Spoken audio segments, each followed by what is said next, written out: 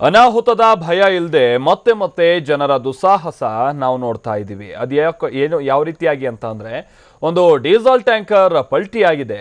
Diesel tanker ಪಲ್ಟಿಯಾಗಿರುವಂತ ವಿಚಾರ ತಿಳಿತಾ ಇದ್ದಂತೆ ಆ ಡೀಸೆಲ್ ಅನ್ನ ತುಂಬಿಕೊಳ್ಳೋಕೆ ಜನ ಮುಗಿಬಿದ್ದಂತ ಘಟನೆ ನಡೆದಿದೆ. ಅಕಸ್ಮಾತ್ ಡೀಸೆಲ್ ಆಸೆಯಿಂದ ಈ ರೀತಿಯಾಗಿ ಜನ ಮುಗಿಬಿದ್ದು ಡೀಸೆಲ್ ತುಂಬಿಸಿಕೊಳ್ಳುವಂತ ಸಂದರ್ಭದಲ್ಲಿ ಇದು ಕಲಬುರಗಿಯ ನದಿಸಿನ್ನೂರು ಗ್ರಾಮದಲ್ಲಿ ಆಗಿರುವಂತಹ ಘಟನೆ.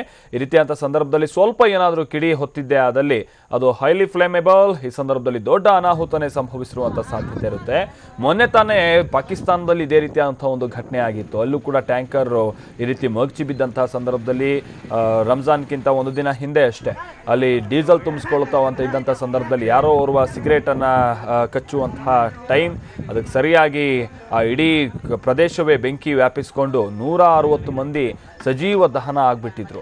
ಆ ರೀತಿಯಾದಂಥ ಘಟನೆ ನಡೆದಿರುವಂಥದ್ದು ಕಣ್ಮುಂದೆನೇ ಇದೆ. ಮೊನ್ನೆ ಆಗಿರುವಂತಹ ಘಟನೆ ಅದು. ಈ ರೀತಿಯಾದಂಥ ಬಹಳಷ್ಟು ದುರ್ಘಟನೆಗಳು ದೇಶದಲ್ಲಿ ನಡೆದಿದೆ. ಆದರೆ ಇದೆಲ್ಲ ಗೊತ್ತಿದ್ದು ಕೂಡ ಬಹಳ ಡೇಂಜರ್ ಅನ್ನುವಂಥದ್ದು ಗೊತ್ತಿದ್ರು ಕೂಡ ಜನ ಈ ರೀತಿಯಾಗಿ ಪುಕ್ಸಟೆ ಸಿಕ್ಬಿಡ್ತು ಅಂತ ಹೇಳಿದ್ರೆ ಅದನ್ನು ಡೀಸೆಲ್ ತೆಗೆದುಕೊಳ್ಳೋದಕ್ಕೆ ಮುಗಿಬೀಳೋದನ್ನು ಕಡಿಮೆ ಮಾಡ್ತಿಲ್ಲ ಅಥವಾ ನಿಲ್ಲಿಸ್ತಾ ಇಲ್ಲ. ಸೊ ಇಲ್ಲೂ ಕೂಡ ಹಾಗೆ ಆಗಿರೋದು. ಜನ ಮನೆಯಿಂದ ಬಿಂದಿಗೆ ಜೊತೆಗೆ ವಾಟರ್ ಬಾಟ್ಲು ಇದೆಲ್ಲ ಇಟ್ಕೊಂಡ್ಬಿಟ್ಟು ಎಷ್ಟಾಗುತ್ತೋ ಅಷ್ಟು ಡೀಸೆಲ್ ತುಂಬಿಸ್ಕೊಂಡು ಹೋಗೋಣ ಅಂಥೇಳಿ ಮುಗಿಬೀಳ್ತಾ ಇದ್ರು. ಅಲ್ಲಿ ಪೊಲೀಸ್ನವರು ಕೂಡ ಬಂದರು. ಆದರೆ ಪೊಲೀಸ್ನವರ ಮಾತನ್ನೇ ಯಾರು ಕೇಳುವಂತಹ ಸ್ಥಿತಿಗತಿಗಳಲ್ಲಿರಲಿಲ್ಲ. ಹೀಗಾಗಿ ಪೊಲೀಸರು ಕೂಡ ಒಂದು ಹಂತದಲ್ಲಿ ಕೈ ಚೆಲ್ಲಿ ಕುಳಿತುಬಿಟ್ಟಿದ್ರು. ಸೊ ತುಂಬಿಸ್ಕೊಳ್ಳೋದು ಹೋಗಿ ಆದರೆ ಯಾರು ಏನು ಬೆಂಕಿ ಕಚ್ಚಬೇಡಿ ಅನ್ನುವಂತಹ ನಿಟ್ಟಿನಲ್ಲಿ ಪೊಲೀಸರು ಅಲ್ಲಿ ನೋಡ್ತಾ ಇರಬೇಕಾದಂತಹ ರೀತಿಯಲ್ಲಿ ಅನಿವಾರ್ಯತೆ ಎದುರಾಗ್ಬಿಟ್ಟಿತ್ತು.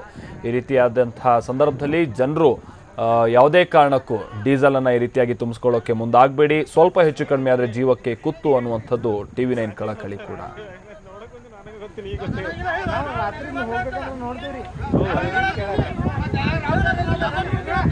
ಭಾಳ